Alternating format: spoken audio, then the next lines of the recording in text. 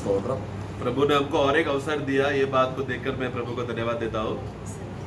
നമ്മൾ ദൈവത്തിന്റെ ജനം എന്നുള്ളത് എത്രയോ വിശേഷമേറിയ ഒരു ജനമാണ്. ദൈവം അടുത്ത് വസിക്കുന്ന ഒരു ജനമാണ് ദൈവത്തിന്റെ ജനം.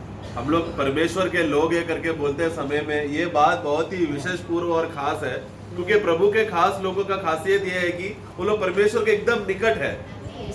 നമുക്കെല്ലാവർക്കും ഉള്ള ഒരു പ്രത്യാശ, ഒരു വിശ്വാസം, നമ്മുടെ എല്ലാം പിതാവ് ഒരുവൻ, നമുക്കെല്ലാവർക്കും ഒരു കർത്താവ്, നമ്മളെല്ലാം വ്യാപരിക്കുന്ന ആത്മാവ് ഒന്ന്, അങ്ങനെ ഒരു ദൈവം ഒരു പ്രത്യേക ലക്ഷ്യത്തോടു കൂടെ നമ്മളെ വിളിച്ച് വേർതിരിച്ച് നിർത്തിയിരിക്കുക. तो जब परमेश्वर ने जब हमें बुलाया, उन्होंने हमें बुलाकर एक लक्ष्य से हमें अलग करके उनके साथ उनकी उपस्थिति में रखा है. इस उपस्थिति में रखते समय में हमारा सबका अवस्था क्या है? हम एक ही पिता के अधीन में है, एक ही हमारा आत्मा है जो हमें चलाता है, एक ही आशा हमको दिया है और एक ही विश्वास में हमें दृढ़ रखा है. ये सब हम सबके अंदर खासियत है. इस रीति के इस वातावरण में पिता परमेश्वर ने हमें रखा है. നമ്മൾ പോൾ ബ്രദർ പറഞ്ഞതുപോലെ നമ്മൾ എത്രയും വേഗം ആ ദൈവരാജ്യത്തിലേക്ക് പ്രവേശിക്കും. जैसा पॉल भाई ने हमको याद दिलाया कि कितना बहुत जल्दी अभी हम लोग प्रभु के राज्य में हमें मिलने वाले हैं. ഇനി എന്തുകൊണ്ടാണ് താമസിക്കുന്നതെന്ന് ചോദിച്ചാൽ ഒരുപക്ഷെ നമ്മുടെ ജീവിതത്തിൽ ചില ക്രമീകരണങ്ങൾ ചെയ്യാൻ ഉണ്ടായിരിക്കും. അത് ദൈവത്തിന്റെ കൃപയെന്നറിയുക. तो शायद ऐसा एक सवाल आ सकता है कि प्रभु अभी देरी क्यों कर रहा है.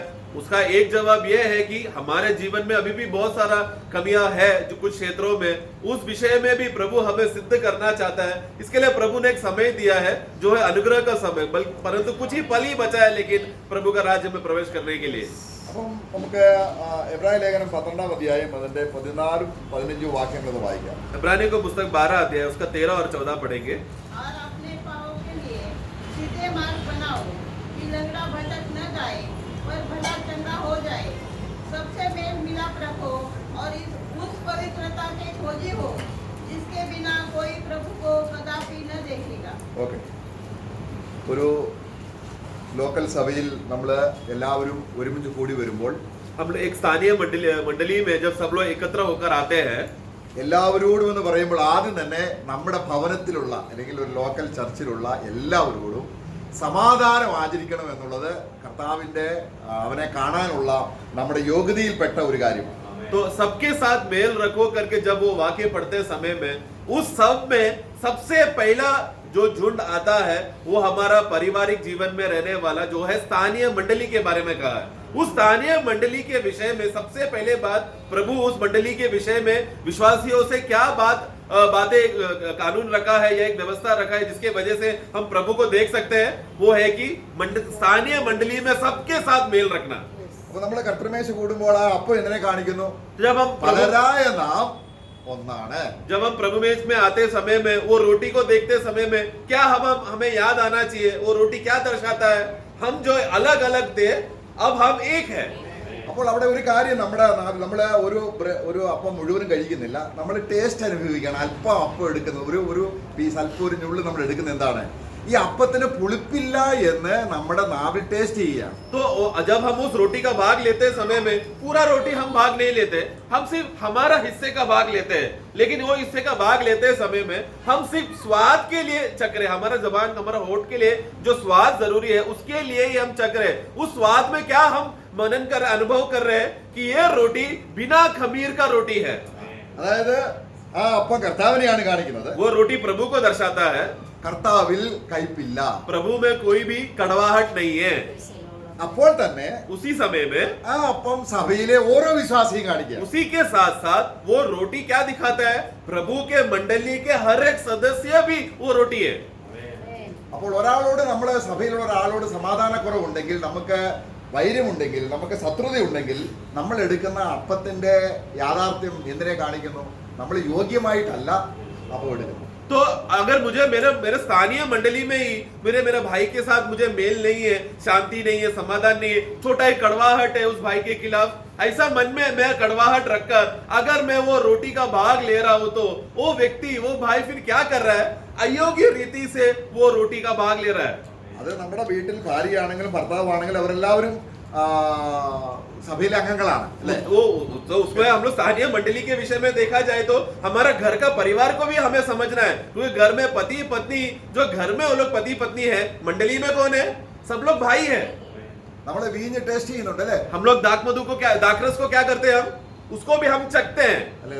ഗ്ലാസ് ഇല്ല, അത് ഉണ്ടെങ്കിൽ ആ ഗ്ലാസ് കപ്പ നിറച്ചല്ല, നമുക്ക് ടേസ്റ്റ് ചെയ്യാനല്ലേ തരുന്നത്. तो वास्तव में हम लोग क्या करते हैं, हम लोग जब दाखरस को रहते समय में एक ही प्याले में रहते हैं, हम स्वाभाविक रीति से पीते हैं, परंतु पीते समय में क्या करते हैं, पूरा कटोरा नहीं पीते, बस स्वाद के लिए हम पीते हैं. എങ്ങനെയാണ് നമ്മളത് ടേസ്റ്റ് ചെയ്യുന്നത്? അത് മധുരമാണ് അല്ലേ? तो वो स्वाद में क्या मालूम पड़ता है, ये मीठा है.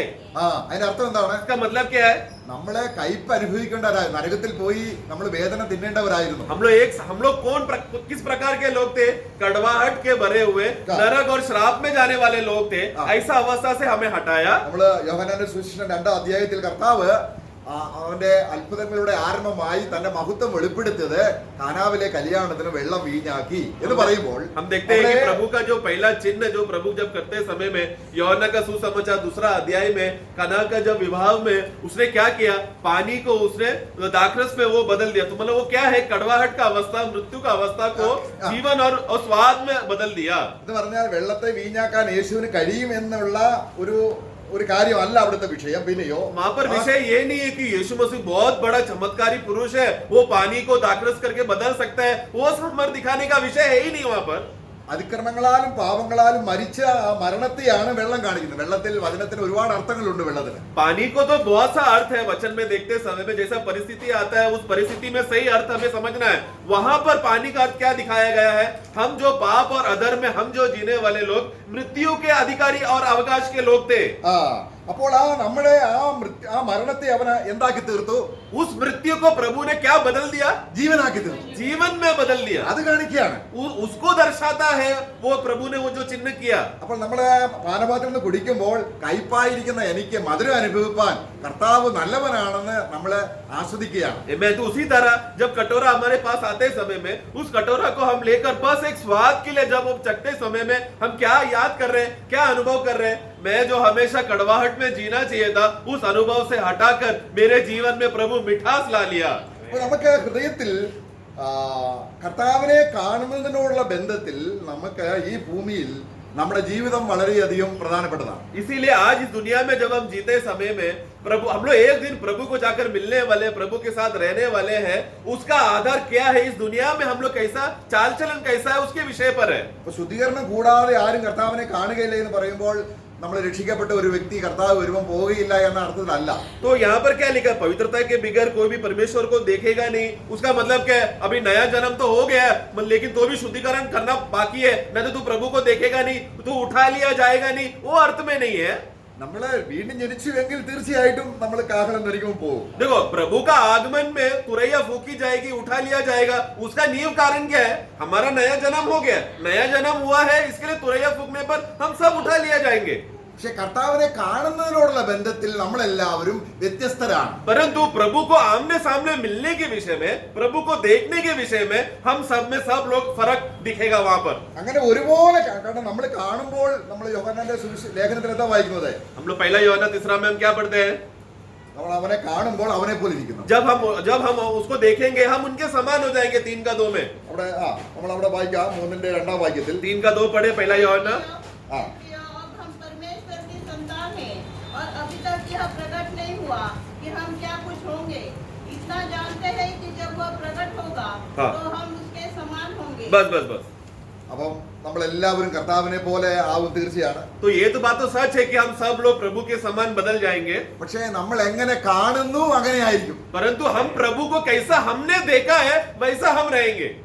നോക്കുക, ഈ എത്ര കോടി ജനങ്ങളാണ് നമ്മളെ 1-ാം നൂറ്റാണ്ട് പോലുള്ള വിശുദ്ധന്മാര്. देखो अगर विश्वासियों को गिनती अगर देखेंगे तो पहले सप्ताह से, फर्स्ट सेंचुरी से अगर गिनती करेंगे तो कितना करोड़ों विश्वासियां हैं. എത്രയോ കോടി വിശ്വാസികള് 1-ാം നൂറ്റാണ്ടിൽ 2-ാം നൂറ്റാണ്ടിൽ തന്നെ രക്തസാക്ഷികളായി മരിച്ചിട്ടുണ്ട്. जो कितना करोड़ों लाखों विश्वासी लोग पहला सप्ताह और दूसरे सप्ताह में, पहला इतिहास से दूसरे इतिहास में, या फर्स्ट सेंचुरी सेकंड सेंचुरी में ही वो लोग कितने लोग शहीद हो गए उसी समय में ही. കാഹളം ധരിക്കുമ്പോൾ വിശുദ്ധന്മാരെല്ലാം ഒരുമിച്ച് ഒരേ സമയത്ത് കർത്താവിനെ കാണുകയാണ്. परंतु तुरैया जब फूकते समय में, तुरैया फूकने में क्या खासियत क्या है, हम सभी लोग विश्वासी लोग जो कोई यीशु मसीह में नया जन्म पाए हुए, वो लोग सब लोग एक ही पल में, एक ही समय में सब लोग साथ में प्रभु को देखेंगे. അതെന്തൊരു അനുഗ്രഹമാണ്, അല്ലെങ്കിൽ അത് എന്താണ് അതിന്റെ മെക്കാനിക്കം, എന്താണ് അതിന്റെ ആ മഹത്വം അവിടെ വെളിപ്പെടാൻ പോകുന്നത്? तो वो कैसा होने वाला है, किस रीति से होगा, कैसा ये सब बातें होगा, वो कैसा प्रकट होगा ये सब बातें?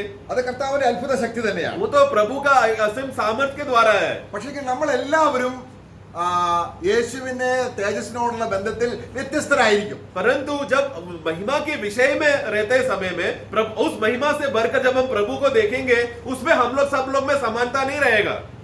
ഇവിടെ നമ്മൾ ഈ പറഞ്ഞ വചനം നിവർത്തിക്കാത്തത് കൊണ്ടാണ്. तो वो क्यों है? क्योंकि ये लिखा हुआ अभी जो वचन अभी जो पढ़ा वो अभी तक पूर्तिकरण हुआ नहीं है. इसके लिए നമുക്ക് 33 യെശയ്യാവിന്റെ പുസ്തകം 33 നമ്മൾ ഇങ്ങോട്ട് വാക്യം വായിക്കുന്നുണ്ട്. यशायाह का पुस्तक 33 अध्याय में हम पढ़ते हैं. അതിന്റെ 17 വാക്യത്തിൽ उसका 17 पढ़ेंगे.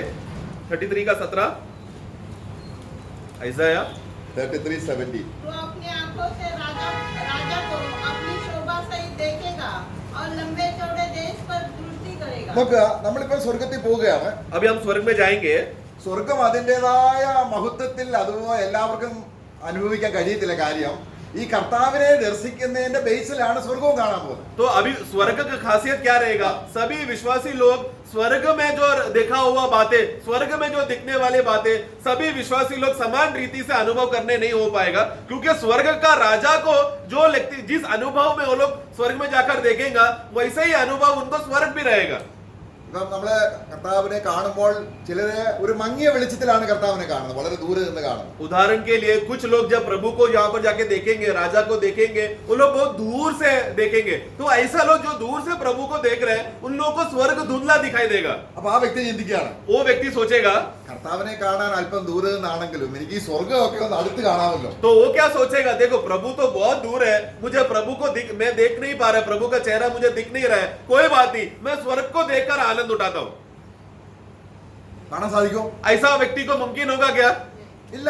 नहीं, ഇവിടെ കാണുന്നത് രാജാവിനെ കാണുക മാത്രമല്ല, क्योंकि यहाँ पर सिर्फ राजा को देखेंगे वही विषय नहीं है. നമ്മുടെ ലക്ഷ്യം കർത്താവിനെ വെറുതെ കാണുകയല്ല. क्योंकि हमारा लक्ष्य प्रभु को बस ऐसी कैसे भी देख लेता हो वैसा अर्थ में नहीं है. ദൈവമായ പിതാവ് നമ്മളെ കുറിച്ച് ആഗ്രഹിക്കുന്നത് ക്രിസ്തുവിനെ അവന്റെ സൗന്ദര്യത്തോടെ കാണണം. क्योंकि हम पिता परमेश्वर का आग्रह क्या है कि हम सब लोग जब प्रभु के निकट आते समय में वो प्रभु जो सुंदरता और शोभामय है, उसी रीति में हम वो पूरा सुंदरता में हम प्रभु को देखें. എത്ര അത്ഭുത ഒരു കാര്യം നോക്കണം, कितना अद्भुत बात है ना प्रियो, അല്ലേ?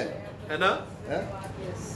നമ്മളൊക്കെ നമ്മളിവിടെ ഇപ്പൊ നമ്മള് ബോംബെയിൽ അല്ലെങ്കിൽ ഹിന്ദി സംസാരിക്കുന്നതിനിടയിലൊക്കെ അമിതാഭ് ബച്ചൻ നല്ല നീളമുണ്ട്, പുള്ളിയുടെ നല്ല മൂക്ക്, ഇതൊക്കെ അമിതാഭ് ബച്ചനെ കാണുമ്പോൾ എനിക്ക് അതുപോലെ ആകാൻ പറ്റുമായിരുന്നെങ്കിൽ നമ്മൾ അദ്ദേഹത്തെ നോക്കിക്കൊണ്ടേയിരിക്കും, അല്ലേ? तो अभी उदाहरण के लिए हम लोग जो महाराष्ट्र में हम यहाँ पर रहते हैं समय, हम सब लोग अमिताभ बच्चन को हम जानते हैं. अमिताभ बच्चन क्या है? बहुत बड़ा फेमस आदमी है. तो उनको देखने के बाद क्या है, अरे कितना लंबा है, उसका क्या आवाज है, क्या कैसा दिखता है. तो उसको देखता है तो हमारा मन में क्या होता है, काश मैं भी इसके जैसा देख पाऊं या उसके जैसा मैं भी दिखूं.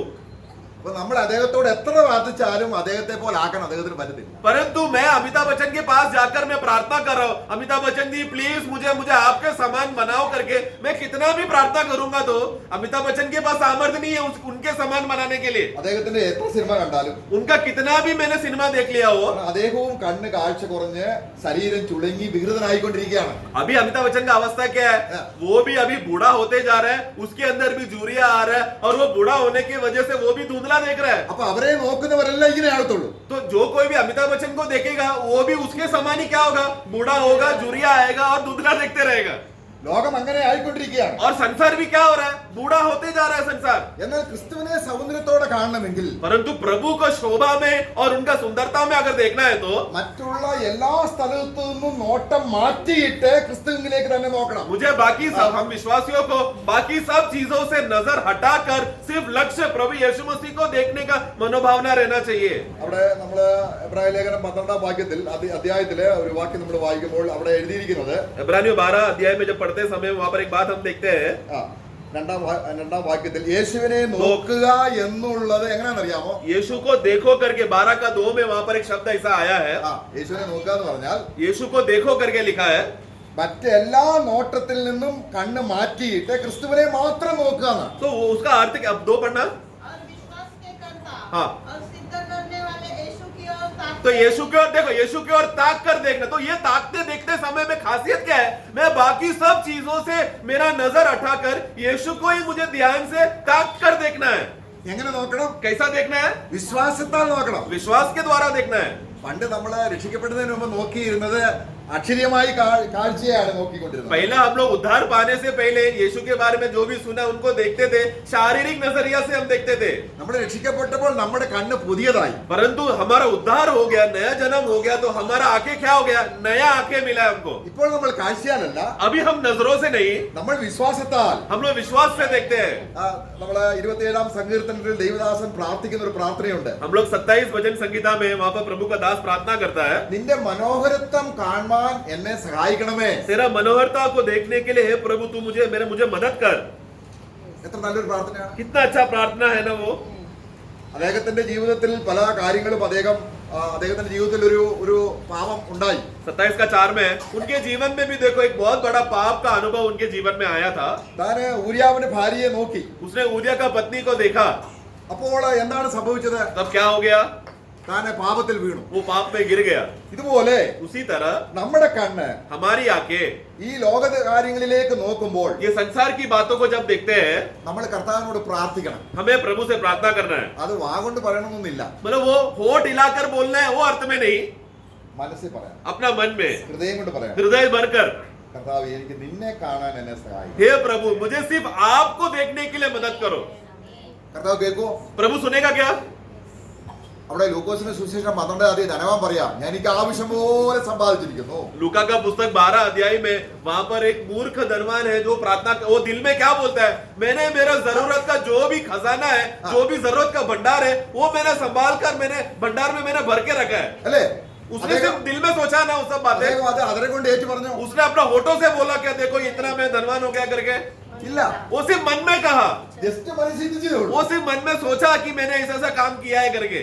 അപ്പൊ ദൈവം तो प्रभु ने आके क्या कहा? हे मूर्ख. देखो प्रभु उससे बात कर रहा है, उसका दिल का बात सुनकर प्रभु उससे बात कर रहा है. ഇപ്പോൾ നമ്മൾ മനസ്സിൽ പറഞ്ഞാൽ, उसी तरह अगर वो उसका हालत ऐसा है तो हम विश्वासी लोग अगर दिल भरकर प्रभु की उपस्थिति में चाहत रख के बात करें तो, കാരണം കർത്താവേ ഞാൻ പല കാഴ്ചകളും കണ്ട് ശീലിച്ചതാണ്. प्रभु मेरा तो ऐसा गंदा आदत है, बहुत अलग अलग चीज संसार की चीजों को देख देख कर मेरा बुरा नजर हो गया. प्रभु നമ്മളൊരു കാര്യം കണ്ടാൽ ഉടനെ നമ്മൾ അശുദ്ധരാകുന്നില്ല. देखो वास्तव में जब कोई भी चीज को अगर हम देखकर तुरंत हम लोग अशुद्ध नहीं हो रहे, നമ്മളത് ആഗ്രഹിക്കുമ്പോഴാണ് അശുദ്ധരാകുന്നത്. उस देखने वाला चीज को जब हम चाहत करते हैं, हाँ ये मुझे चाहिए, ऐसा आग्रह आ गया तो तब वो अशुद्ध हो गया. അപ്പോൾ എങ്ങനെ ശുദ്ധീകരണം പ്രാപിക്കാൻ പറ്റും? तो अब शुद्धिकरण कैसा होगा फिर? ഒരു ചിന്ത നമ്മളിലേക്ക് വരാം. एक सोच विचार हमारे अंदर आ सकता है, ഉടനെ തന്നെ तुरंत ही നമ്മുടെ ആ ആഗ്രഹം അല്ലെങ്കിൽ നമ്മുടെ മനസ്സിൽ വന്ന ചിന്ത എങ്ങോട്ടും അത് ഇരുളാണ്. हमारे अंदर मन में आया जो विचार है वो एक बुरा विचार है, वो अंधकार है. അത് വെളിച്ചത്തിലേക്ക് കൊണ്ടുവരണം. उस अंधकार को क्या करना है? ज्योति के सामने लाना है. ആരാണ് ഈ ജ്യോതി? ज्योति कौन है? നമ്മുടെ കർത്താവ് നമ്മളിലുണ്ട്. वो प्रभु यीशु मसीह हमारे अंदर है. കർത്താവ് എനിക്ക് ഇങ്ങനെ ചിന്തയുണ്ട്. हे प्रभु मेरे अंदर ऐसा विचार आया. കർത്താവിനോട് പറയുമ്പോൾ ഇത് സംഭവിക്കുന്നു. प्रभु को बोलेंगे तो क्या होगा? പെട്ടെന്ന് അത്, കാരണം ഇരുളിന് പ്രകാശത്തിന്റെ മുകളിൽ വാഴാൻ പറ്റില്ല. तो अगर तुरंत बोलते समय में क्या होगा? देखो अंधकार कितना भी सामर्थ्य में आए वो ज्योति के सामने टिक नहीं सकता. നമ്മളിൽ നിന്നും ഇരുള് മാറിയിട്ടില്ല. हमारे अंदर से अभी तक अंधकार हटा नहीं है, കുറച്ചൊക്കെ മാറി. थोड़ा थोड़ा हट गया. പക്ഷേ നമ്മളെ മുന്നോട്ട് പോകുന്തോറും परंतु जैसा हमारा चाल चलन में आगे बढ़ते हैं, ഇരുള് മാറി മാറി മാറി മാറി പൂർണ്ണ പ്രകാശത്തിലേക്ക് हम വരികയാണ്. लोग क्या हो रहा है? जैसे चलते समय में, मसीह में चलते समय में अंधकार हटते हटते हटते हटते क्या हो गया? पूर्ण ज्योति में, पूर्ण प्रकाश में आ रहे हैं. അപ്പൊ ഇന്ന് നമ്മളിവിടെ വചനം കേട്ടോണ്ടിരിക്കുകയാണ്. आज तो अभी हम वचन सुन रहे हैं. അപ്പൊ തന്നെ നമ്മുടെ മനസ്സിലേക്ക് സാധാ ഇന്ന് പോയിട്ട് നല്ലൊരു സീരിയലുണ്ട്, അമിതാഭ് ബച്ചന്റെ നല്ലൊരു സിനിമയുണ്ട്, അത് കാണണം, ഒരു ചിന്ത വരുന്നു. तो अभी मैं मीटिंग में बैठा हूँ, तब शैतान मन में आकर क्या बोल रहा है? अभी मीटिंग हो गया ना, तुरंत घर में जाकर अमिताभ बच्चन का नया मूवी आने वाला है, मैं घर में जाकर देखूंगा. മനസ്സിൽ വന്നതേ ഉള്ളൂ. मन में खाली आया विचार, നമ്മളത് ഹൃദയത്തിലേക്ക് ആഗ്രഹിച്ചാൽ, परंतु वो विचार जो मन में शैतान ने लाया, उसको अगर मैं दिल में मैंने चाहत रखा तो, हाँ मुझे देखना है, अगर इच्छा प्रकट किया तो നമ്മൾ ആ വിത്ത് വിതച്ചു. वो पाप का बीज गिर गया अंदर, आ गया अंदर. മോഹം ഗർഭം ധരിച്ച് मोह गर्भवती होकर पाप को उत्पादन किया. ഗർഭം ധരിച്ചാൽ പിന്നെ പ്രസവിക്കുക അല്ലാതെ ആര് ഉപദേശിച്ചാലും ഒരു പ്രയോജനമില്ല. तो एक बार बीज आ गया और गर्भवती हो गया, गर्भवती होगा तो क्या होगा? उसको फल बाहर निकालना ही पड़ेगा. गर्भवती होते समय में वो व्यक्ति को कितना भी प्रचार करके समझाएगा तो वो गर्भ टूटने वाला नहीं है, वो बाहर आना ही है, फल प्रकट होना ही है. गर्भ के पहले ही उसको काटना है. ഇപ്പൊ ഗർഭവതിയായ പ്രസവിക്കരുത് എന്ന് എത്ര പറഞ്ഞാലും സാധിക്കത്തില്ല. एक गर्भवती स्त्री को जाकर हम लोग उपदेश दे रहे, कुछ भी हो जाए डिलीवरी नहीं करना, बच्चा जन्म नहीं होना चाहिए, कितना भी हम समझाएगा उपदेश देगा, डिलीवरी रुक जाएगा क्या? അപ്പൊ ആദ്യം തന്നെ എന്ത് ചെയ്യണം? इसलिए पहले ही क्या करना, ആ ചിന്ത, वो विचार को, അതിന്റെ സീഡ് തന്നെ, उसका बीज को ही അതിനെ തകർത്ത് കളയണം. उसको कुचल कर खत्म करना है. നിങ്ങൾ പുളിപ്പില്ലാത്തവരായി. क्योंकि तुम लोग बिना कड़वाहट के बगैर तुम लोग रहना है. നമ്മള് പുളിപ്പില്ലാത്തവരാകണമെങ്കിൽ ഇതാണ്, ചെറിയ ഒരു പുളിപ്പ് മതി, അത് നമ്മളെ മുഴുവൻ അശുദ്ധരാക്കും. क्योंकि कड़वाहट का खासियत क्या है, छोटा सा कड़वाहट काफी है हमें पूरा अशुद्ध करने से, क्योंकि छोटा सा खमीर पूरा भाग गूंदे को खराब करता है. അപ്പോ ഈ മനസ്സിലെ ചിന്ത ആരോട് പറയാൻ പറ്റും? अभी ये सोचो, ये मन का विचार, जो गंदा विचार मेरे मन में आया, मैं किसको जाकर बोलेगा तो मुझे हल मिलेगा? ആരോട് പറയാൻ പറ്റും? किसको हम बोल, दुनिया में ऐसा कौन सा मनुष्य लोगों के पास जाकर हम ये बातें बोल सकते हैं? മനസ്സിൽ വരുന്ന ചിന്തയെല്ലാം ആരോട് പറയാൻ പറ്റും? मेरे मन में आया हुआ हमारे सारे विचारों को मैं पत्नी को बोल सकता हूँ क्या? ഓ അപ്പം ആര് പറയും ഇതെന്തൊരു മനുഷ്യനാ ഇത്, അല്ലേ? तो पत्नी क्या बोलेगा, ये कैसा मनुष्य है ये? അപ്പൊ നമുക്ക് ഇത് പറയാൻ, രഹസ്യമായി പറയാൻ കഴിയുന്ന ഏക വ്യക്തി, തുറന്ന ഹൃദയമുള്ളവൻ, മാറ്റാൻ കഴിവുള്ളവൻ നമ്മുടെ കർത്താവ് യേശു. परंतु इस दुनिया में सिर्फ एकमात्र एक ऐसा व्यक्ति है जिसको अगर हम लोग रहस्य में जाकर उनके उपस्थिति में दिल खोल कर सब बातें अगर बोलेगा तो वो सब बातें वैसे का वैसे ही स्वीकार कर हमें शुद्ध करने के लिए सामर्थ्य पुरुष है प्रभु यीशु मसीह. തന്റെ ജനത്തെ ശുദ്ധീകരിക്കാനാണ് കർത്താവിനെ ദൈവം നമുക്ക് തന്നിരിക്കുന്നത്. देखो पिता परमेश्वर ने यीशु को क्यों भेजा, अपने लोगों को शुद्ध करने के लिए परमेश्वर ने अपना पुत्र को भेजा. കർത്താവ് പറഞ്ഞിട്ടുണ്ട് യോഹന്നാന്റെ സുവിശേഷം 3-ാം അധ്യായത്തിൽ, यूहन्ना का सुसमाचार 3रा अध्याय में हम पढ़ते हैं. ന്യായവിധി എന്ന് പറഞ്ഞാൽ എന്താണ്? न्याय मतलब क्या है, നമ്മൾ അതിന്റെ 3-ാം അധ്യായത്തിൽ വായിക്കുന്നുണ്ട്. उसका 3रा अध्याय में हम पढ़ते हैं. അതിന്റെ 18 മുതലുള്ള വാക്യങ്ങൾ വായിക്കുമ്പോൾ 3 का 18 में हम पढ़ते हैं. जो उस पर विश्वास करता है हाँ. उस पर दंड की आज्ञा नहीं होती, परंतु जो उस पर विश्वास नहीं करता वह दोषी ठहर चुका, इसलिए कि उसने परमेश्वर के एकलौते पुत्र के नाम पर विश्वास नहीं किया. और दंड की आज्ञा का कारण यह है कि ज्योति जगत में आई है हाँ. और मनुष्य ने अंधकार को ज्योति से अधिक प्रिय जाना. ഓക്കെ ഇവിടെ ഇതാ എന്താണ് ഇതിന്റെ അർത്ഥം? इसका अर्थ क्या है, നമ്മുടെ ഹൃദയത്തിൽ എപ്പോഴും അന്ധകാരം വരാം, हमारे हृदय में बार बार अंधकार आ सकता है. പക്ഷെ അത് കർത്താവിന്റെ അടുക്കൽ തുറന്നില്ല എങ്കിൽ നമ്മൾ പിന്നെ ഇരുളിലാണ്. तो अगर ये अंधकार आया हुआ बात को प्रभु के पास जाकर मैंने खुलासा नहीं किया, प्रभु के पास जाकर मैंने उसको दिया, उनका हवाले अगर नहीं सौंपा, तो वो अंधकार अभी भी मेरे अंदर ही अंधकार बनकर रहेगा. കർത്താവ് എന്ത് ചെയ്യും? प्रभु क्या करेगा, അത് നമ്മുടെ ഹൃദയത്തിൽ നിന്നും എടുത്തു മാറ്റിയിട്ട് प्रभु क्या करेगा, वो हमारे हृदय से खींच कर बाहर निकाल कर നമ്മുടെ ഹൃദയത്തിലേക്ക് हमारे हृदय में അവന്റെ മനസ്സ് തരും. उनका मन देगा. കാരണം യേശു ക്രിസ്തുവിന് ദോഷം ചെയ്യാൻ പറ്റില്ല. क्योंकि यीशु मसीह को कभी भी हमारे लिए बुरा काम, दूसरों के लिए खिलाफ बुरा काम करे, ऐसा यीशु कभी सोचता नहीं है. നമുക്ക് നമ്മളെ തന്നെ നല്ലവരാക്കാൻ കഴിയുകയില്ല. और उसी के साथ साथ हम अपने आप को सुधार सके, अपने आप को अच्छा कर सके, ये भी नहीं हो सकता. നമ്മൾ എത്ര പ്രാർത്ഥിച്ചാലും हम अपने आप में कितना भी प्रार्थना करें, നമുക്ക് ശുദ്ധീകരണം കിട്ടില്ല. हमें अपने आप में शुद्धिकरण नहीं मिलेगा. നമ്മളെ ഒരാൾ ശുദ്ധീകരിക്കണം. हमें कोई और चाहिए, बाहर से कोई आना चाहिए हमें शुद्ध करने के लिए. അതിനാണ് ദൈവപുത്രനായ ക്രിസ്തു നമുക്ക് വേണ്ടി ദൈവം തന്നിരിക്കുന്നത്. इसीलिए तो पिता परमेश्वर ने अपना एकलौता पुत्र को हमें दिया है. അത് നമ്മളെ യിരെമ്യാവിന്റെ പുസ്തകം 13-ാം അധ്യായത്തിൽ നമ്മൾ ഇങ്ങനെ വായിക്കുന്നു. यिर्मयाह का पुस्तक 13 अध्याय में हम पढ़ते हैं. അതിന്റെ 13-ാം അധ്യായത്തിന്റെ 23-ാം വാക്യം. 13 का 30. क्या हाथी अपना चमड़ा या चीता अपने धब्बे बदल सकता है? यदि वे ऐसा कर सके तो तू भी जो बुराई करना सीख गई है भलाई कर सकेगी. ഇത് പറഞ്ഞ അർത്ഥം എന്താണ്? उसका मतलब क्या है, ദോഷം ചെയ്യാൻ ശീലിച്ച് നമുക്ക് നന്മ ചെയ്യാൻ കഴിയില്ല. वो वाक्य इस अर्थ में, हम जो हमेशा बुराई करने का आदत हो गया है, ऐसा व्यक्ति कभी भी भलाई नहीं कर सकता. എന്നാൽ യേശു ക്രിസ്തു परंतु यीशु मसीह നന്മ ചെയ്യാൻ മാത്രമേ അറിയുകയുള്ളൂ. उसको सिर्फ भला काम करना ही जानता है. वो അപ്പോൾ നമ്മൾ ആരുടെ അടുക്കിലേക്ക് വരണം? हमें किसके पास आना है, നമ്മുടെ ഇരുളിന്റെ കാര്യങ്ങൾ വെളിച്ചത്തിലേക്ക് കൊണ്ടുവരണം. हमारे अंधकार की बातों को ज्योति के पास लाना है. എപ്പോഴാണ്? कभी करना है. പാപം ചെയ്തു കഴിഞ്ഞാൽ पाപം പറയുന്നതിനെ കുറിച്ചല്ല. ये वो काम नहीं कि मैंने कुछ पाप किया, गलती किया, अधर्म किया, फिर जाके मन फिरावट के लिए प्रभु के पास जाना है, ये वो बात नहीं है.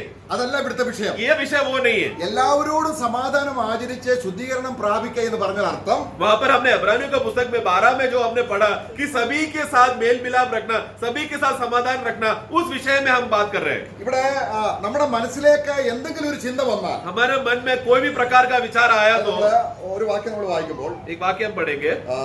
നമ്മൾ വീണ്ടും യെശയ്യാവിന്റെ പുസ്തകം 65 അധ്യായത്തിൽ നമ്മൾ വായിക്കുന്നുണ്ട്. ഐസയ്യ 65 में हम पढ़ते हैं. യെശയ്യാവ് 65 65 में നമ്മുടെ സ്വന്തം വഴിയിൽ ചിന്തയിൽ നമ്മൾ ജീവിക്കുന്നതാണ് ദൈവത്തിന്റെ സന്നിധിയിൽ ഇവിളായിട്ട് ദൈവം കാണുന്നത്. हमारे खुद का नजर से चलना ही परमेश्वर के नजर में दुष्टता है करके हम एक वाक्य पढ़ते हैं. അതിന്റെ രണ്ടാം വാക്യം वाक्य 2 पढ़े. मैं एक हठीली जाति जाति के लोगों की ओर दिन भर हाथ फैलाता रहा, जो अपनी युक्तियों के अनुसार बुरे मार्ग में चलते हैं. അപ്പൊ ആരുടെ അടുക്കലേക്കാണ് കർത്താവ് കരം നീട്ടുന്നത്? तो प्रभु किस प्रकार के लोगों के सामने अपना हाथ फैलाया? ദോഷികളായ നമ്മൾ, जो दोषी और अटीले लोग हैं, സ്വന്തം വഴി നടക്കുക. जो अपने खुद के रास्ते में चलते हैं. നമ്മുടെ ഹൃദയത്തിലെ ചിന്ത എന്തായിരിക്കണം? हमारे हृदय का विचार क्या रहना चाहिए? സ്വർഗീയ കാര്യങ്ങൾ. स्वर्गीय बातों में रहना चाहिए. ഉയർത്തെഴുന്നേറ്റിരിക്കുന്നു എങ്കിൽ तुम लोग अगर स्वर्गीय स्थानों में उठाए गए तो ഭൂമിയിലുള്ളതല്ല, भूमि की बातें नहीं, ലോക മനുഷ്യർ ചിന്തിക്കുന്നതല്ല, संसार के लोग जो सोचते हैं वो बातों के लिए नहीं, സ്വന്തം ചിന്തയല്ല, खुद के बातों में नहीं, ദൈവത്തിന്റെ വചനം परमेश्वर का वचन, നമുക്ക് ഭക്ഷണം പോലെ നമ്മുടെ ഹൃദയത്തിലേക്ക് വരണം. परमेश्वर का वचन भोजन के समान हमारे हृदय में आना है. അപ്പൊ ദൈവത്തിന്റെ വചനം നമ്മുടെ ഹൃദയത്തിൽ എത്തുമ്പോൾ परमेश्वर का वचन जब हमारे हृदय में आता है നമ്മുടെ ഹൃദയം ശുദ്ധീകരിക്കപ്പെടും. तब हमारे हृदय शुद्धिकरण हो जाता है. അതാണ് കർത്താവ് യോഹന്നാന്റെ സുവിശേഷം 17 അധ്യായത്തിൽ പിതാവിനോട് പ്രാർത്ഥിക്കുന്നത്. इसलिए प्रभु यूहन्ना का सुसमाचार 17 अध्याय में यीशु पिता से प्रार्थना करता है. അവിടെ എന്ത് ചെയ്യുന്നത്? उधर क्या कहता है? നിന്റെ സത്യത്താൽ അവരെ വിശുദ്ധീകരിക്കണമേ. तेरे सत्य से द्वारा उनको पवित्र कर. അതിന്റെ അർത്ഥം എന്താണ്? 17 का 17 में उसका अर्थ क्या है? നമ്മുടെ ഉള്ളിൽ ഇരുള് വരാം, मतलब हमारे अंदर अंधकार आ सकता है, എന്നാൽ അന്ധകാരം നമ്മളെ പൂർണ്ണമായി ഭരിക്കാതെ परंतु वो अंधकार पूर्ण रीति से हमें कब्जा करने से पहले, पूर्ण रीति से हमारे पर हुकूमत करने से पहले, അന്ധകാരം നീങ്ങേണ്ടതിന് अंधकार हट जाने के लिए നമ്മൾ എന്ത് ചെയ്യണം? हमें क्या करना है? കർത്താവിലേക്ക് നോക്കുമ്പോൾ പ്രകാശിതരായി. प्रभु की ओर ताक कर देखना है. जैसे इब्रानियों में हमने पढ़ा, ताक कर देखेंगे तो क्या होगा? हम लोग शुद्ध हो गए. Praise the Lord. Praise the Lord. നമ്മൾ എവിടേക്ക് നോക്കണം? हमें कहां पर देखना है? प्रभु यीशु मसीह की ओर देखना है. എന്ന് പറഞ്ഞാൽ उसका मतलब क्या है? നമ്മളെ മലിനപ്പെടുത്തുന്ന എന്തെങ്കിലും ചിന്ത വന്നാൽ हमारे अंदर अशुद्ध करने वाला कोई भी प्रकार का विचार आए तो അതെങ്ങനെ നമുക്കറിയാം നമ്മളെ അശുദ്ധപ്പെടുത്തുന്നതാണെന്ന്? वो हमको कैसे मालूम पड़ेगा कि ये विचार हमें अशुद्ध कर सकता है? നമ്മളെ ശുദ്ധീകരിക്കുന്ന കർത്താവ് തന്നെ क्योंकि हमें जो शुद्धिकरण करने वाला प्रभु स्वयं ही ആദ്യം നമുക്ക് ബോധ്യപ്പെടുത്തുകയാണ്. അതാണ് सबसे पहला हमें एहसास दिलाएगा. നമുക്ക് എബ്രായ ലേഖനം അതിന്റെ 4 അധ്യായത്തിൽ വായിക്കുമ്പോൾ इब्रानियों का पुस्तक अध्याय 4 में हम पढ़ते हैं. हिब्रूज 4 അവിടെ വായിക്കുന്നു, നമ്മുടെ ഹൃദയത്തിലെ ചിന്തകളെ हमारा हृदय का सब प्रकार का विचार को അത് ഡിവൈഡ് ചെയ്യുന്നു, ഡിസൈൻ ചെയ്യുന്നു എന്നാണ് വായിക്കുന്നത്. ദൈവത്തിന്റെ വചനം 4 का भाग 12 का आखिरी भाग पढ़ना, वो हमारा प्राण और आत्मा को, हाँ, और गांठ गांठ और गुदे गुदे को अलग करके हाँ। आर पार छेदता है, हाँ। और मन की भावनाओं मन की भावनाओं और विचारों को जांचता है. विचारों को जांचता है.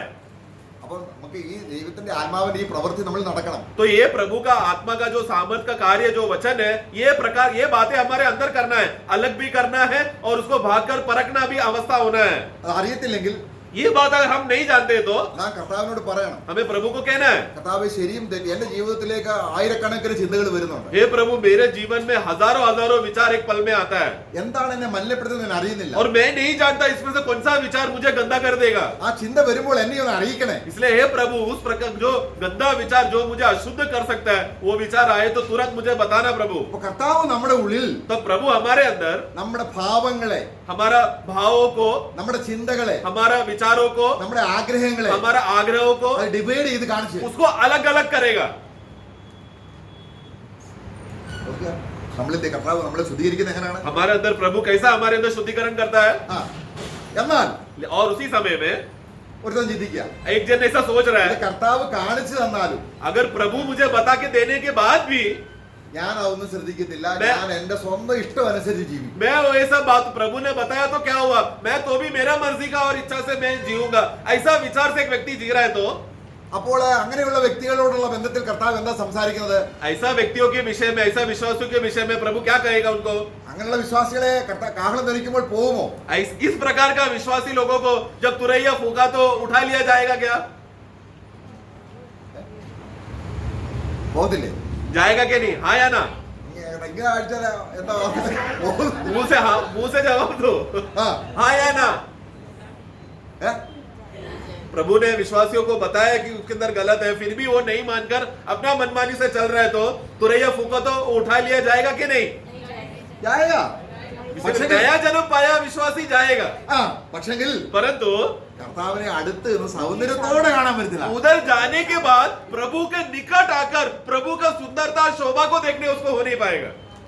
അപ്പൊ കണ്ണുനീരോടെ പ്രാർത്ഥിച്ചാലും वो उधर जाकर वो रोकर भी बोल रहे प्रभु मुझे क्षमा करो, मैं मन फिरना चाहता हूँ, बोला तो भी എനിക്ക് പാദസാന്തരപ്പെടാൻ ഒരു അവസരം തരണേ എന്ന് സ്വർഗത്തിൽ എല്ലാ വിശുദ്ധന്മാരും പോയി പ്രാർത്ഥിച്ചാലും ദൈവം കേൾക്കത്തില്ല. वो കാരണം स्वर्ग में जाकर सभी भाइयों के सामने झुककर नम्र होकर छाती पीट कर विनय नम्र होकर वो मन फिर रहे और बोल रहे मुझे क्षमा करो, एक मौका दो करके बोला तो भी उस दिन सुनाई नहीं देगा. അപ്പോൾ നമ്മൾ ക്ഷമിക്കപ്പെടാത്ത പാവങ്ങൾ കർത്താവിൽ നിന്ന് നമ്മളെ ദൂരെയാക്കി തീർക്കും. तो इसके लिए आज जो पाप जो हमारे जीवन में प्रकट होकर आते समय में उस प्रकट हुआ पाप जो हमसे क्षमा नहीं किया गया या शुद्धिकरण नहीं पाया, वो सब पाप क्या करेगा? हमें उस दिन प्रभु से दूर करेगा.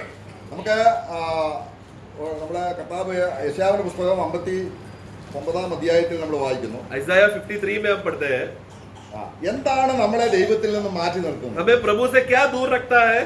അതിന്റെ രണ്ടാം വാക്യത്തിൽ सॉरी 59 का दो सॉरी.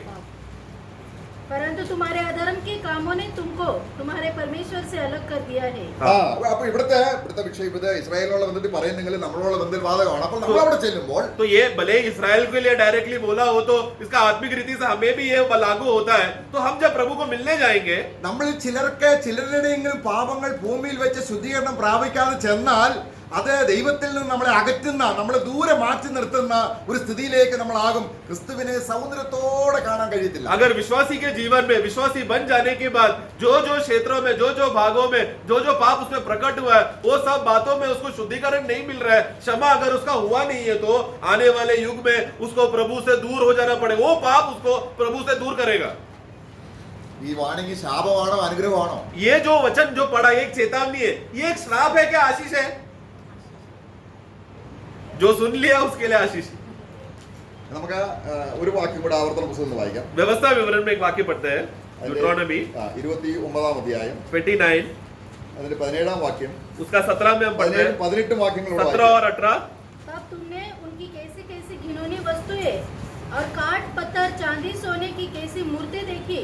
इसलिए ऐसा ना हो कि तुम लोगों में से ऐसा कोई पुरुष या स्त्री या कुल या गोत्र के लोग हो जिनका मन आज हमारे परमेश्वर यहोवा से फिर जाए और वे जाकर उन जातियों के देवताओं की उपासना करे. फिर ऐसा ना हो कि तुम्हारे मध्य ऐसी कोई जड़ हो जिससे विष या कड़वा बीज उगा हो. हाँ, അടുത്ത വാക്യം കൂടെ. आगे अगला वाक्य भी. और ऐसा मनुष्य इस शाप के वचन सुनकर अपने को आशीर्वाद के योग्य माने और यह सोचे कि चाहे मैं अपने मन में हट पर चलूं और तृप्त होकर प्यास को मिटा डालूं तो भी मेरा कुशल होगा. അടുത്ത വാക്യം കൂടെ. आगे यहोवा उसका पाप क्षमा नहीं करेगा. ഓക്കെ അത് മതി. बस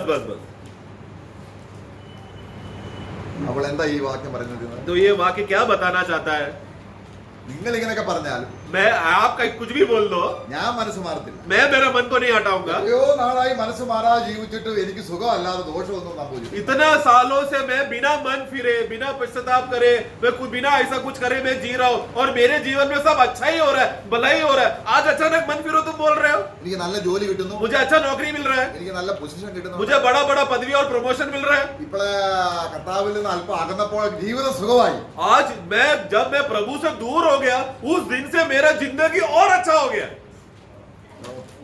നമ്മളെ യെരമ്യാ പുസ്തകം यिर्मयाह का पुस्तक.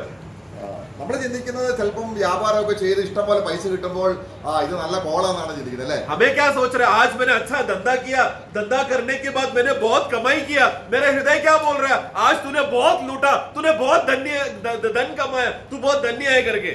അവിടെ യെരമ്യാവ് ഇങ്ങനെയുള്ള ഒരു ജനത്തോടെ സംസാരിക്കുന്നത് നമ്മൾ കാണിക്കുന്നുണ്ട്. इस प्रकार के लोगों के साथ जब यिर्मयाह बात करता है, അതിന്റെ 44 അധ്യായം നമ്മളെല്ലാം വായിക്കണ്ട, അതിന്റെ 16 മുതലുള്ള വാക്യങ്ങൾ വായിക്കുമ്പോൾ पूरा पढ़ने के लिए समय नहीं है. 44 का 16 से जब हम पढ़ते हैं, यिर्मयाह का 44 का 16 से, जो वचन तूने हमको यहोवा के नाम से सुनाया है उसको हम नहीं सुनने की, जो जो मन्नतें हम मान चुके हैं उन्हें हम नीचे पूरी करेंगे। हम स्वर्ग की रानी के लिए धूप जलाएंगे, तपावन देंगे, जैसे कि हमारे पुरखा लोग हम भी अपने राजाओं और अन्य हाकिमों समेत यहूदा के नगर में और यरूशलेम की ये आगे बढ़ो बढ़ो बढ़ो। हाँ थे, हाँ क्योंकि हम उस समय हम पेट भर के खाते देखो उस समय हम पेट भर के खाते और भले चंगे रहते और भले चंगे रहते और किसी विपत्ति में नहीं और पड़ते। कोई भी विपत्ति में नहीं पड़ते। परंतु जब से हमने स्वर्ग की रानी के लिए धूप जलाना हाँ। और तपावन देना छोड़ दिया, हाँ। तब से हमको सब वस्तुओं की घटी है। देखो ये इस्राएली लोगों के बारे में बोल रहा है। നമ്മുടെ ലക്ഷ്യം എന്താണ്? हमारा लक्ष्य क्या है? കർത്താവിനെ സൗന്ദര്യത്തോടെ കാണണം. हमें आखिरी में अंतिम बात विषय क्या होना चाहिए कि मैं प्रभु को उस दिन पूरा सुंदरता और मनोहरता से देखूं। ഇവിടെ ഒരു സുരക്ഷിതമായ ജീവിതമാണോ നമ്മളൊക്കെ? അതാണോ പ്രത്യാശ? लेकिन यहाँ पर मैं सुरक्षित रहना चाहिए, यहाँ पर मैं एकदम खुशी मंगल से मैं रहना चाहिए, क्या वो हमारा लक्ष्य और सुरक्षिता है? क्या वो हमारा आशा है? क्या നമ്മളെ 73 സങ്കീർത്തനം വായിക്കുന്നുണ്ട്. 73 भजन संगीता में क्या हम पढ़ते हैं? ഞാൻ ദിനംതോറും मैं प्रतिदिन ബാധിതനായിരുന്നു मैं विपत्ति में था। എന്ന് പറഞ്ഞാൽ എന്താണ്? मतलब क्या है? യഹോവയാൽ അടി കിട്ടിക്കൊണ്ടിരുന്നു. यहोवा के वजह से मुझे मार मिलता रहा। എന്റെ കൈകൾ ഞാൻ ശുദ്ധീകരിച്ചു. मैं मेरे हाथों को शुद्ध किया। ഞാൻ കരഞ്ഞു കരഞ്ഞു വിലപിച്ചു. मैं रो रो कर विलाप किया। എന്തിനാണ്? क्यों? എനിക്കിന്ന് മനസ്സ് തിരിഞ്ഞ് എന്റെ കർത്താവിനോട് കൂടെ ജീവിക്കണം. क्योंकि मुझे कैसा भी मुझे मन फिर कर बदल कर कैसा भी मैं प्रभु को देखूं, प्रभु के साथ में रह सकूं। നോക്ക ഒരു വിശ്വാസിയുടെ അവസ്ഥ എന്താണ്? देखो विश्वासी का हालत क्या है तभी, അവന് ഈ ലോകം സുരക്ഷിതമല്ല. क्योंकि विश्वासी के लिए ये दुनिया सुरक्षित नहीं है। അവൻ ഇവിടെയുള്ളവനല്ല. वो क्योंकि ये दुनिया का ही नहीं है। ഇവിടെ ഒരു വഴിപോക്കൻ മാത്രമാണ്. यहाँ पर तो सिर्फ एक परदेसी है, कुछ समय में चलने के लिए आया है। यहाँ ഇവിടെ पर തൽക്കാലം മാത്രമാണ്. यहाँ पर कुछ पल के लिए जीने आया है। ആ നല്ല ശബരിയക്കാരന്റെ കഥയിൽ കർത്താവ് ആ മുറിവേറ്റ മനുഷ്യനെ എവിടെയാണ് കൊണ്ടുവന്നാക്കിയത്? वो अच्छा सबेरिया का उस कहानी में उस अवस्था में जो आधा मरा हुआ व्यक्ति को वो वहां पर कहां पर लेकर आके बिठाया उसको?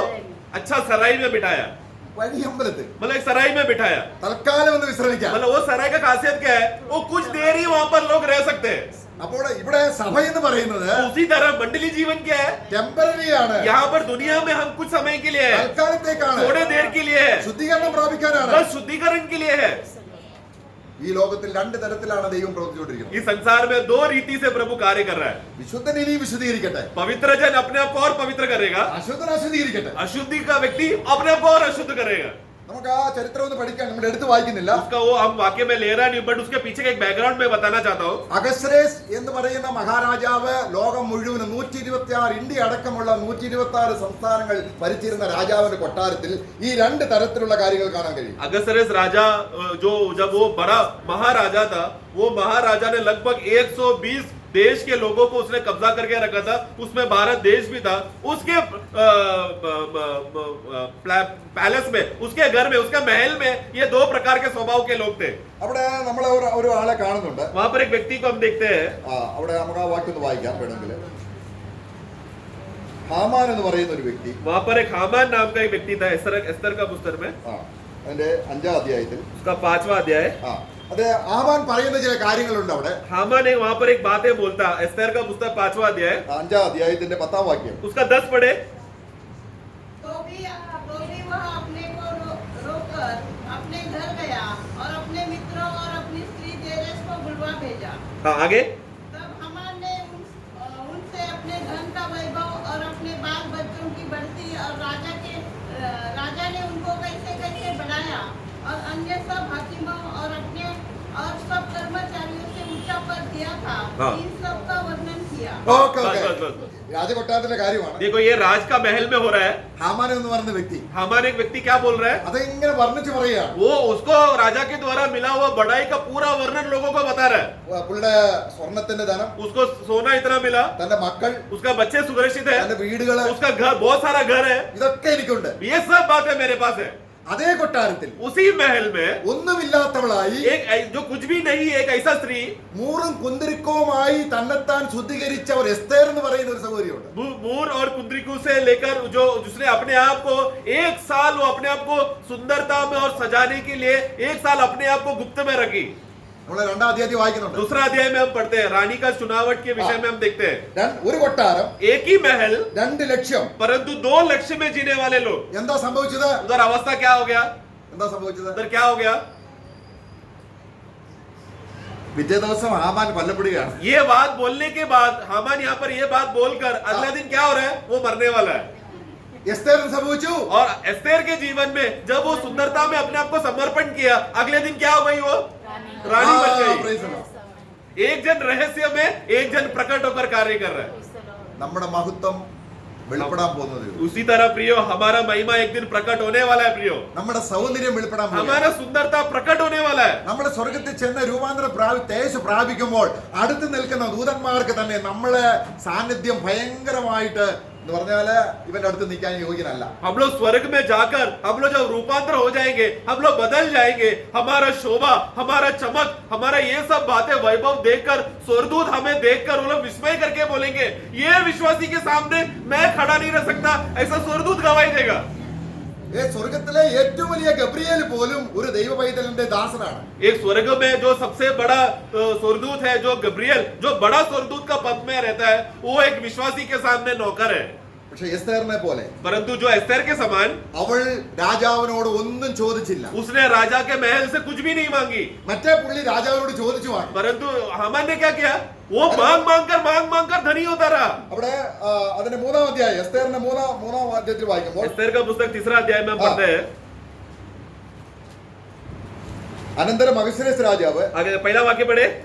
इन बातों के बाद राजा शरेश ने अगागी हमदाता के पुत्र हामान को उच्च पद दिया हाँ. और उसको महत्व देकर उसके लिए उसके ഓക്കെ बस ആ എന്നാൽ हामान को पदवी दिया करके हम पढ़ते हैं. ആ എന്നാൽ നമ്മൾ എസ്തേർ परंतु एस्तेर ने क्या किया, ഒന്നും രാജാവിനോട് ചോദിച്ചില്ല. उसने राजा से कुछ भी नहीं मांगी. उसने കാരണം ഈ രാജകൊട്ട അന്തഃപുരത്തിൽ നിന്നും രാജാവിനെ കാണാൻ വരുന്ന ഒരുക്കപ്പെടുന്ന സ്ത്രീകള് എന്ത് ചോദിച്ചാലും കൊടുക്കണമെന്ന് അവിടെ രാജാവ് കൽപ്പിച്ചിട്ടുണ്ട്. പക്ഷേ എസ്തേർ ഒന്നും ചോദിച്ചില്ല. तो जब राजा ने पहले से ही आज्ञा दिया गया था, जो कुंवारी लोग जब आएंगे, वो कुंवारी लोग आकर महल से लेकर रहस्य कमरे तक जाते समय में उसके बीच में वो लोग जो भी बातें देख लेगा और उन लोग ने इच्छा रखा, मांगा तो उनको देखना, ये आज्ञा पहले से ही कन्याओं को मिलना चाहिए करके जब आज्ञा दिया गया था, ऐसे समय पर एस्तेर ने एक भी चीज नहीं मांगा. അവിടെ 13-ാമത്തെ വാക്യത്തിലുണ്ട് 2:13 पढ़ेंगे. രാജസന്നിധിയിൽ പ്രൊവിഷൻ ഉണ്ട്.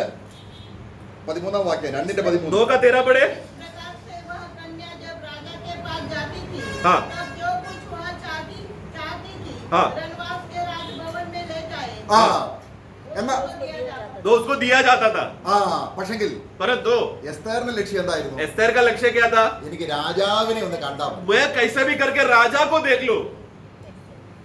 നോക്കുക. देखिए, കാരണം ഇവളെ നടത്തിയ അന്തഃപുരത്തിലെ ആ പ്രത്യേക വ്യക്തി പറഞ്ഞിട്ടുണ്ട്, നിന്നെ ഒരുക്കുന്ന എന്തിനു വേണ്ടിയാണ്? രാജാവിനെ കാണാൻ. അതുകൊണ്ട് നീ വഴി കാണണമെന്ന് ചോദിക്കരുത്. ऐसा क्यों हुआ एस्तेर के जीवन में खासियत, क्योंकि उसको अंदर बंद कमरे में जो सुंदर करने के लिए जो खोजा नियुक्त किया करके रखा था, वो जो सेवक था, वो उसने खास बात बोलकर रखा था. ये खोजे का खासियत क्या है, उसको राजा का मन मालूम था, इसलिए उसने पहले ही एस्तेर को बोलकर रखा था, तुझे मैं यहाँ पर क्यों रखा हूँ, राजा को दिखाने के लिए, इसलिए बीच का कोई भी चीजों को तू मांगना नहीं. പക്ഷെ നമ്മൾ വലിയ ബുദ്ധിമാന്മാരായിട്ട് ഇതൊന്നും ഞങ്ങളെ ഏക്കത്തില്ല. परंतु हम लोग क्या करते हैं, हम लोग अति बुद्धिमान लोग हैं. मुझे खोजा, आपने जो बोला मुझे वो सब जरूरत नहीं है, मैं जो चाहता हूँ वो मुझे दे दो. എന്താണ് കർത്താവിന്റെ സന്നിധിയിൽ നമ്മളെ അകറ്റുന്നത്? वो क्या बातें हैं जो उस दिन प्रभु के राज्य में हम जाने के बाद प्रभु से हम दूर हो जाएंगे. അതുകൊണ്ട് നമ്മുടെ മനസ്സിൽ എന്തെങ്കിലും ഇനി വന്നാൽ തന്നെ इसीलिए हमारे मन में कुछ भी बातें आए तो അത് എന്റെ ഹൃദയത്തിൽ നിന്ന് എടുത്തു മാറ്റണമേ. मेरा हृदय से निकाल कर बाहर फेंक दो प्रभु, എനിക്ക് നിന്നെ മതി. क्योंकि मुझे सिर्फ आप चाहिए, നിന്റെ സൗന്ദര്യം മതി. आपका सुंदरता चाहिए, നിന്റെ കണ്ണ് മതി. आपका नजर आग चाहिए, നിന്റെ ആ ചുണ്ട് മതി. आपका होठ मुझे चाहिए. എത്ര മനോഹരമാണ്. कितना मनोहर बात है प्रियो.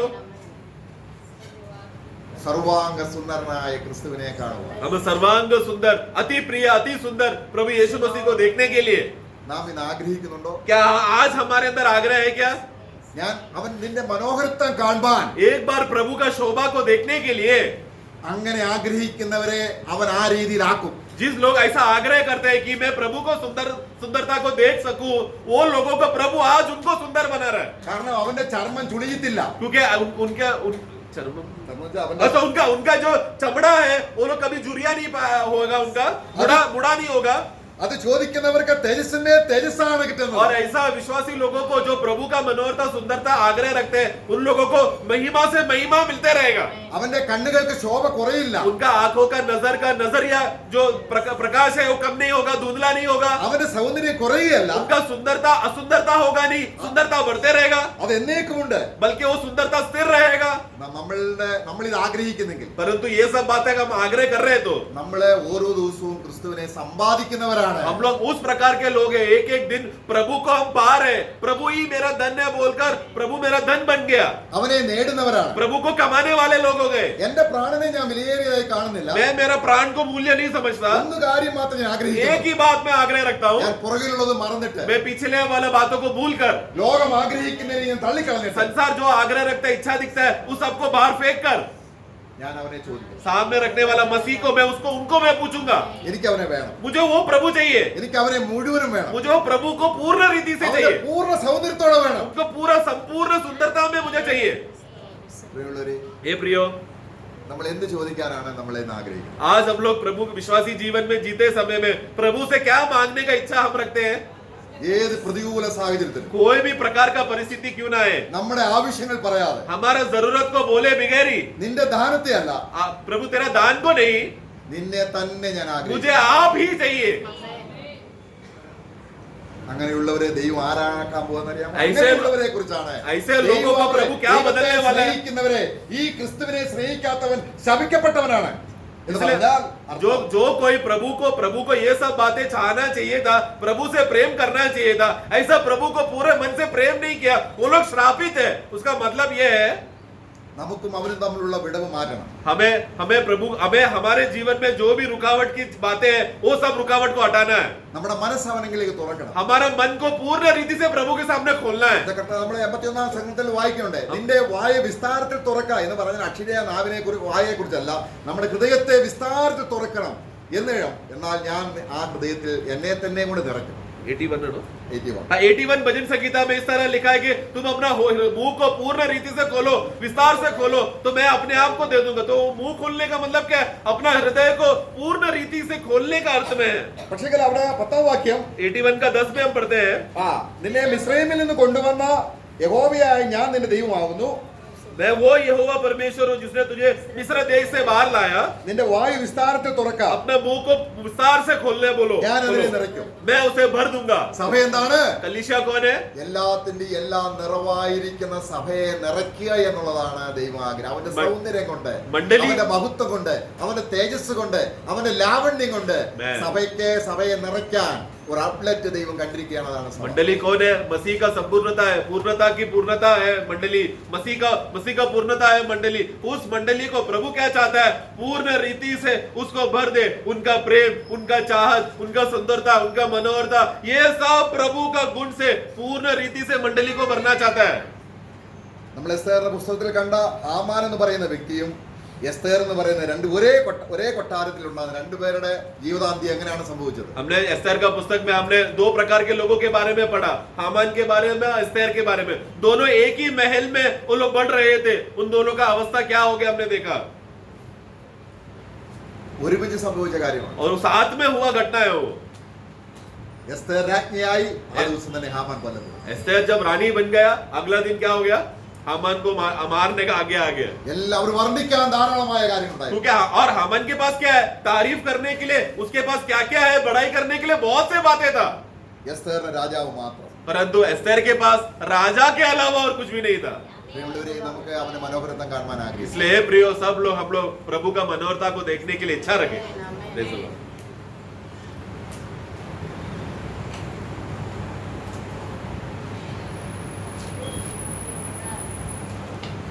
Praise the Lord. Praise the Lord. तो अपन प्रभु को नजदीक से देखना चाहता है, दूर से. प्रेज़ द लॉर्ड, है ना. हमारे जीवन में ये उसके लिए अभी समय है. मैं आप लोगों को विलियम बूथ का जीवन का अनुभव बताया, ये सब वो बात को दिखाता है कि नहीं? मतलब आज हम इतना प्रभु के निकट लिपटे रहेगा, वो उस टाइम पर भी उतना निकटता में हम लोग प्रभु के निकट रह पाएगा और प्रभु को देख पाएगा. तो सबसे बड़ी बात है प्रियो, हमारे जो भी प्रभु की उपस्थिति में जो आलोचना पाता है, ये हमारे लिए एक तो हम प्रभु का आगमन के एकदम निकटता में, मैं आपको बोलता हूँ किसी कारण भी है ना, मतलब प्रभु की उपस्थिति में आएगा तभी हमको ये सुनने का मौका मिलेगा। और जब सुनने का मौका मिलेगा तो हमारे जीवन में प्रभु रूपांतर प्रक्रिया करेगा ही।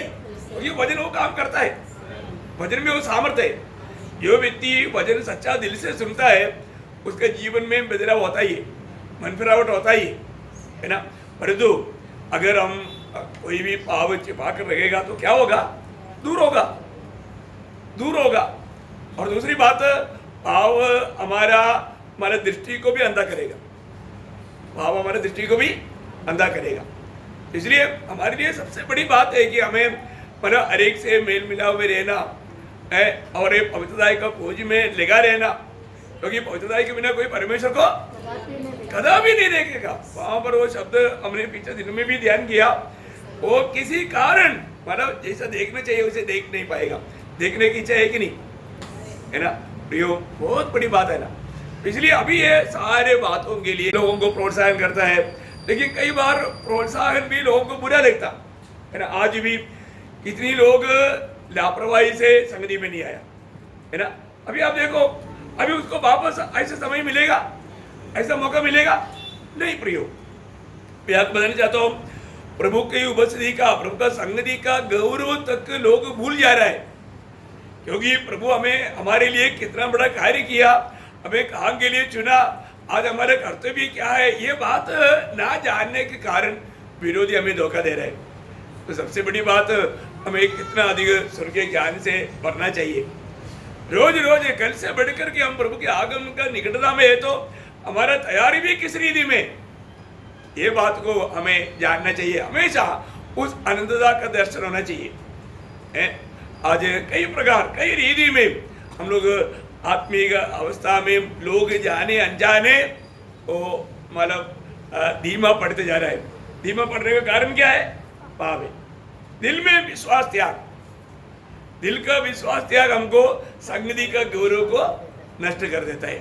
तो इसलिए अपने आप को हमें परखना चाहिए, अपने आप को जांचना चाहिए, मेरे अंदर प्रभु का प्रति भूखा बढ़ रहा है कि नहीं है, मैं और भी प्रभु के संगति को अधिक चाहता है कि नहीं, क्योंकि वही वचन कहता है।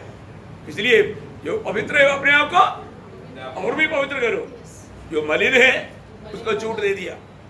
लेकिन प्रियो, हम लोग एक बात को जानना, वो उसका अवस्था अनंत काल के लिए कहाँ पर रहेगा, है ना, कहाँ पर रहेगा।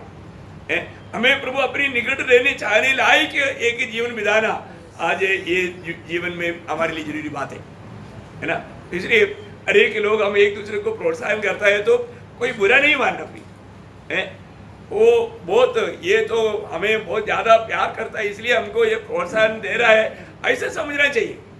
और ऐसा नहीं है तो है ना। अभी हम लोग किसी को भी पूछेगा तो भाई आप कल क्यों नहीं आया, कई लोगों को अच्छा नहीं लगता।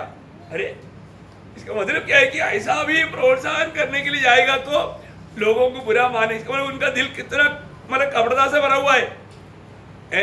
ये बात है भाई, लोग जाने अनजाने मतलब प्रभु से दूर दूर जा रहा है। एक एक दिन का संगति से दूर जाने के टाइम आपको मालूम है अनंतता में कितना दूर गया। आप तो इधर तो आपको लगता होगा बहुत थोड़ा सा दूर हुआ, परंतु अनंतता के लिए बहुत बड़ा दूर हो गया क्योंकि हमको प्रभु इतना अच्छा नहीं लग रहा है।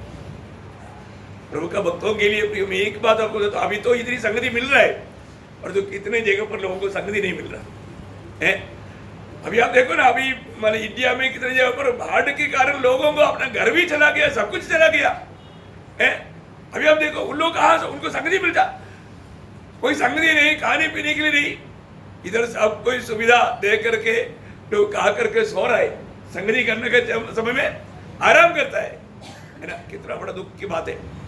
लोगों को प्रभु के प्रति ये लोग दानों में आनंदित है, दादा में नहीं। हमें कहाँ पर आनंद होना चाहिए? हाँ, दादा में, प्रभु में हमें आनंदित रहना है। प्रभु के साथ का संगति आज कैसा है ये बात को हमें परखना है, क्योंकि कई प्रकार कई रीति में हमारा आत्मिक हमारा दर्शन नष्ट करने के लिए विरोधी कोशिश में मैं आग्रह करता हूँ हर एक लोग प्रियो, हमें एक दूसरे को प्रोत्साहन करना है ना। मतलब प्रभु से जो पाने वाला उस अनंतता का जो आशीष की बातें जो है वो शेयर करना ये बहुत जरूरी बात है। तो प्रभु सबको सहायता करे। आइए समय हम अपने आप को समर्पण करते हुए आज जो भी प्रभु ने वचन से हमसे बात किया प्रियो, जरूर हमारे अवस्था जान करके प्रभु हमसे बोलता है ना। प्रभु का पवित्र आत्मा मतलब जरूर अगुवाई करता है और वो आत्मा में बोलता है, वो मंडली के लिए वो देता है। तो निश्चय हमें उसको ध्यान से सुन करके हमारे जीवन में अमल करना हमारा कर्तव्य है। तो हर एक दिन प्रभु जो हमारा अवस्था जानकर हमसे बोलता है, इसलिए आज भी प्रभु ने हर एक लोगों को ये प्रोत्साहन दिया है, हर एक से हम एक दूसरे से मेल मिलाप में रहना, प्यार में रहना। प्रियो स्वर्ग में हर एक के साथ का प्यार के अलावा कुछ नहीं, वहाँ पर कोई दुश्मनी नहीं, कोई मतलब नफरत नहीं, कड़वाहट नहीं, है ना।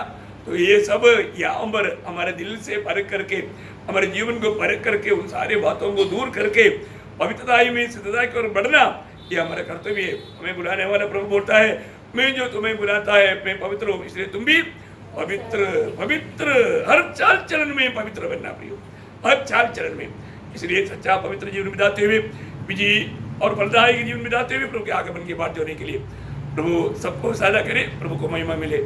आमीन। आइए